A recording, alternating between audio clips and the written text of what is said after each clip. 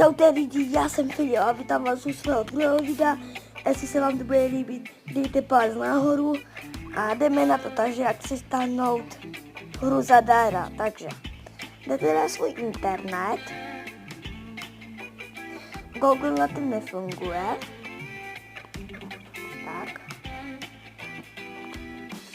najdej si app, to jde. Tak, dáte vyhledat, počkejte, app, to jde, tak už vám to načítá. Tady dáte instalovat, tady se vám může instalovat.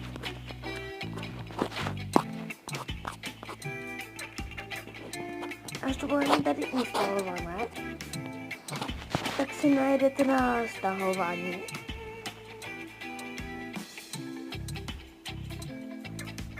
Tak, najdete na AppToy a instalovat. Až bude doinstalovat, tak dáte otevřít. Já už tady mám ještě nainstalovanou. Tak. A tady se můžu stáhnout, co chci, zadarmo. Takže, Craft.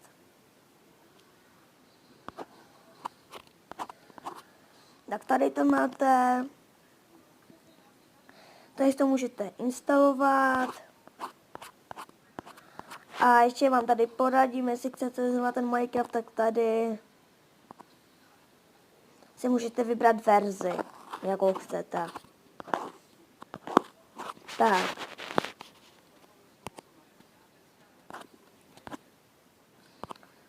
A normálně hrajete.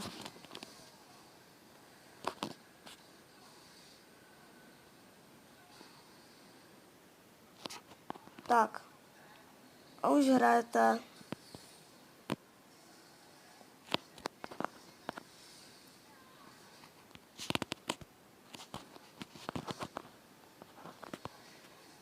Tak, já už to mám.